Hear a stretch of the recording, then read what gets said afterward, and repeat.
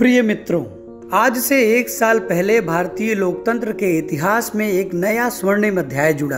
देश में दशकों बाद पूर्ण बहुमत की किसी सरकार को लगातार दूसरी बार जनता ने जिम्मेदारी सौंपी थी। इस अध्याय को रचने में आपकी बहुत बड़ी भूमिका रही है। ऐसे में आज का यह दिन मेरे लिए अवसर है आपको नमन करने का, भारत और भारतीय लोकतंत्र के प्रति आपकी इस निष्ठा को प्रणाम करने का। सामान्य स्थिति होती तो मुझे आपके बीच आकर आपके दर्शन का सौभाग्य मिलता, लेकिन वैश्विक महामारी कोरोना की वजह से जो परिस्थितियां बनी हैं, उन परिस्थितियों में मैं इस पत्र के द्वारा आपके चरणों में प्रणाम करने और आपका आशीर्वाद लेने आया हूं। बीते वर्ष में आपके स्नेह, शुभाशीष और सक्रिय सहयोग ने मुझे निरंतर एक नई ऊर्जा और प्रेरणा दी है। इस दौरान आपने लोकतंत्र की जिस सामूहिक शक्ति के दर्शन कराए, वह आज पूरे विश्व के लिए एक मिसाल बन चुकी है। वर्ष 2014 में देश की जनता ने देश में एक बड़े परिवर्तन के लिए वोट किया था। देश की नीति और रीति बदलने के लिए वोट किया था। उन 5 सालों में देश ने व्यवस्थाओं को जड़ता और भ्रष्टाचार के दलदल से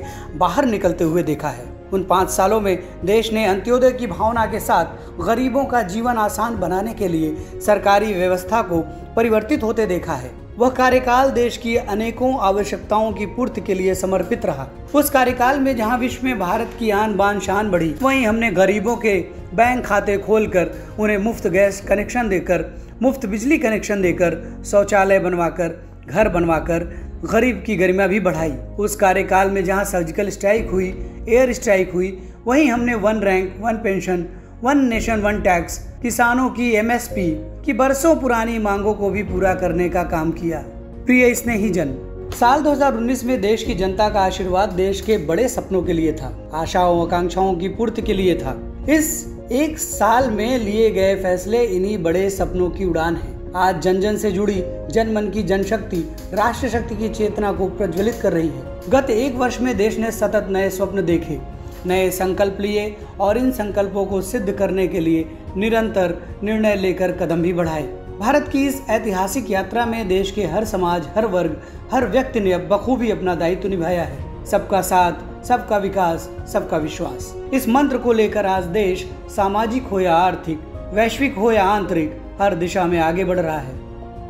प्रिय स्नेही जन, बीते 1 वर्ष में कुछ महत्वपूर्ण निर्णय ज्यादा चर्चा में रहे और इस वजह से इन उपलब्धियों का स्मृति में रहना बहुत स्वाभाविक है। राष्ट्रीय एकता और अखंडता के लिए आर्टिकल 370 की बात हो, सदियों पुराने संघर्ष के सुखद परिणाम राम मंदिर निर्माण की बात हो, आधुनिक समाज व्यवस्था में रुकावट बना ट्रिपल तलाक हो या फिर भारत की करुणा का प्रतीक नागरिकता संशोधन कानून हो, ये सारी उपलब्धियां आप सभी को स्मरण है। एक के बाद एक हुए इन ऐतिहासिक निर्णयों के बीच अनेक फैसले, अनेक बदलाव ऐसे भी हैं जिन्होंने भारत की विकास यात्रा को नई गति दी है, नए लक्ष्य दिए हैं, लोगों की अपेक्षाओं को पूरा किया है। चीफ ऑफ डिफेंस स्टाफ के पद के गठन ने जहां सेनाओं में समन्वय को बढ़ाया है, वहीं मिशन गगनयान के लिए भी भारत ने अपनी तैयारियां तेज कर दी हैं। इस दौरान गरीबों को, किसानों को, महिलाओं, युवाओं को सशक्त करना हमारी प्राथमिकता रही है।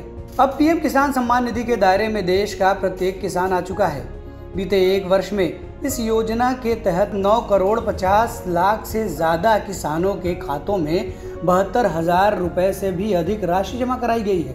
देश के 15 करोड़ से अधिक ग्रामीण घरों में पीने का शुद्ध पानी पाइप से मिले, इसके लिए जल जीवन मिशन शुरू किया गया है। हमारे 50 करोड़ से अधिक के पशुधन के बेहतर स्वास्थ्य के लिए मुफ्त टीकाकरण का बहुत बड़ा अभियान भी चलाया जा रहा है। देश के इतिहास में यह पहली बार हुआ है जब किसान, खेतीहर मजदूर, छोटे दुकानदार और असंगठित क्षेत्र के श्रमिक साथियों सभी के लिए 60 वर्ष की आयु के बाद 3,000 रुपए के नियमित मासिक पेंशन की सुविधा सुनिश्चित हुई है। मछुआरों की सहूलियत बढ़ाने के लिए, उनको मिलने वाली सुविधाएं बढ़ाने और ब्लू इकोनॉमी को मजबूत करने के लिए विशेष योजनाओं के साथ साथ अलग से विभाग भी बनाया गया है। व्यापारियों की समस्याओं के समय पर समाधान के लिए व्यापारी कल्याण बोर्ड के निर्माण का निर्णय लिया गया। स्वयं सहायता समूहों से जुड़ी लगभग 7 करोड़ बहनों को अब ज्यादा वित्तीय सहायता दी जा रही है। स्वयं सहायता समूहों के लिए बिना गारंटी के ऋण को 10 लाख से बढ़ाकर 20 लाख कर दिया गया है। आदिवासी बच्चों की शिक्षा को ध्यान में रखते हुए देश में 450 से ज्यादा नए एकलव्य मॉडल रेसिडेंशियल स्कूल के निर्माण का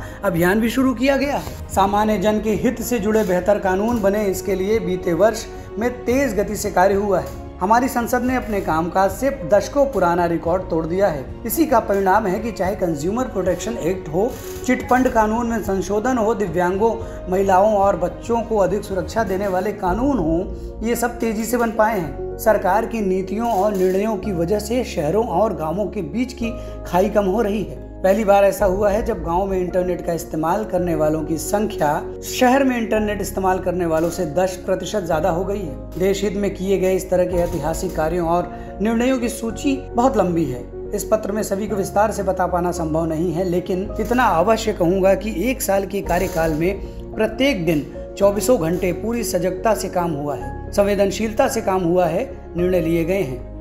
प्रिय स्नेहीजन, देशवासियों की आशाओं आकांक्षाओं की पूर्ति करते हुए हम तेज गति से आगे बढ़ ही रहे थे कि कोरोना वैश्विक महामारी ने भारत को भी घेर लिया। एक ओर जहां अत्याधुनिक स्वास्थ्य सेवाओं और विशाल अर्थव्यवस्था वाली विश्व की बड़ी बड़ी महाशक्तियां हैं, वहीं दूसरी ओर इतनी बड़ी आबादी और अनेक चुनौतियों से घिरा हमारा भारत है। कई लोगों ने आशंका जताई कि जब कोरोना भारत पर हमला करेगा तो पूरी दुनिया के लिए संकट बन जाएगा, लेकिन आज सभी देशवासियों ने भारत को देखने का नजरिया बदल कर रख दिया है। आपने ये सिद्ध करके दिखाया है कि विश्व के सामर्थ्यवान और संपन्न देशों की तुलना में भी भारतवासियों का सामूहिक सामर्थ्य और क्षमता अभूतपूर्व है। थाली ताली बजाने और दिया जलाने से लेकर भारत की सेनाओं द्वारा कोरोना वॉरियर्स का सम्मान हो, जनता कर्फ्यू या देशव्यापी लॉकडाउन के दौरान नियमों का निष्ठा से पालन हो, हर अवसर पर आपने दिखाया है कि एक भारत ही श्रेष्ठ भारत की गारंटी है। निश्चित तौर पर इतने बड़े संकट में कोई ये दावा नहीं कर सकता कि किसी को कोई तकलीफ और असुविधा न हुई हो। हमारे श्रमिक साथी,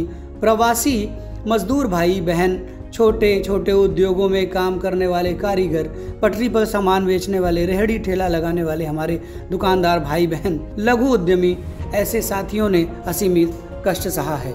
इनकी परेशानियां दूर करने के लिए सभी मिलकर प्रयास कर रहे हैं, लेकिन हमें ये भी ध्यान रखना है कि जीवन में हो रही असुविधा जीवन पर आफत में न बदल जाए। इसके लिए प्रत्येक भारतीय के लिए प्रत्येक दिशा निर्देश का पालन करना बहुत आवश्यक है। जैसे अभी तक हमने धैर्य और जीवटता को बनाए रखा है, वैसे ही आगे भी बनाए रखना है। यह एक बड़ा कारण है कि भारत आज अन्य देशों की तुलना में ज्यादा संभली हुई स्थिति में है। ये लड़ाई लंबी है, लेकिन हम विजय पथ पर चल रहे हैं और विजयी होना हम सबका सामूहिक संकल्प है। अभी पश्चिम बंगाल और उड़ीसा में आए अम्फान चक्रवात के दौरान जिस हौसले के साथ वहां के लोगों ने स्थितियों का मुकाबला किया, चक्रवात से होने वाले नुकसान को कम किया, वह भी हम सभी के लिए एक बड़ी प्रेरणा है। प्रिय स्नेहीजन, इन परिस्थितियों में आज यह चर्चा बहुत ही व्यापक है कि भारत समेत तमाम देशों की अर्थव्यवस्थाएं कैसे उभरेंगी, लेकिन दूसरी ओर ये विश्वास भी है कि जैसे भारत ने अपनी एकजुटता से कोरोना के खिलाफ लड़ाई में पूरी दुनिया को अचंभित किया है, वैसे ही आर्थिक क्षेत्र में भी हम नई मिसाल कायम करेंगे। 130 करोड़ भारतीय अपने सामर्थ्य से आर्थिक क्षेत्र में भी विश्व को चकित ही नहीं बल्कि प्रेरित भी कर सकते हैं। आज समय की मांग है कि हमें अपने पैरों पर खड़ा होना ही होगा, अपने बलबूते पर चलना होगा, और इसके लिए एक ही मार्ग है, आत्मनिर्भर भारत। अभी हाल ही में आत्मनिर्भर भारत अभियान के लिए दिया गया 20 लाख करोड़ रुपए का पैकेज इसी दिशा में उठाया गया एक बड़ा कदम है। यह अभियान हर एक देशवासी के लिए, हमारे किसान, हमारे श्रमिक, हमारे लघु उद्यमी, हमारे स्टार्टअप से जुड़े नौजवान, सभी के लिए नए अवसरों का दौर लेकर आएगा। भारतीयों के पसीने से, परिश्रम से, उनकी प्रतिभा से बने लोकल उत्पादों के दम पर भारत आयात पर अपनी निर्भरता कम करेगा और आत्मनिर्भरता की ओर आगे बढ़ेगा। प्रिय स्नेहीजन, बीते 6 वर्षों की इस यात्रा में आपने निरंतर मुझ पर आशीर्वाद बनाए रखा है, अपना प्रेम बढ़ाया है। आपके आशीर्वाद की शक्ति से ही देश पिछले 1 साल में ऐतिहासिक निर्णयों और विकास की अभूतपूर्व गति के साथ आगे बढ़ा है, लेकिन फिर भी मुझे पता है कि अब भी बहुत कुछ करना बाकी है। देश के सामने चुनौतियां अनेक हैं, समस्याएं अनेक हैं। मैं दिन रात प्रयास कर रहा हूँ। मुझ में कमी हो सकती है, लेकिन देश में कोई कमी नहीं है। इसलिए मेरा विश्वास स्वयं से ज्यादा आप पर है, आपकी शक्ति आपके सामर्थ्य पर है। मेरे संकल्प की ऊर्जा आप ही हैं। आपका समर्थन, आपका आशीर्वाद, आपका स्नेह ही है। वैश्विक महामारी के कारण यह संकट की घड़ी तो है, लेकिन हम देशवासियों के लिए यह संकल्प की घड़ी भी है। हमें हमेशा याद रखना है कि 130 करोड़ भारतीयों का वर्तमान और भविष्य कोई आपदा या कोई विपत्ति तय नहीं कर सकती। हम अपना वर्तमान भी खुद तय करेंगे और अपना भविष्य भी। हम आगे बढ़ेंगे, हम प्रगति पथ पर दौड़ेंगे, हम विजयी होंगे। हमारे यहाँ कहा गया है, कृतम में दक्षिणे हस्ते जयो में सभ्य आहित, यानी हमारे एक हाथ में कर्म और कर्तव्य है तो दूसरे हाथ में सफलता सुनिश्चित है। देश की निरंतर सफलता की इसी कामना के साथ मैं आपको पुनः नमन करता हूँ। आपको और आपके परिवार को मेरी हार्दिक शुभकामनाएं। स्वस्थ रहिए, सुरक्षित रहिए, जागृत रहिए, जागरूक रहिए। आपका प्रधान सेवक नरेंद्र मोदी।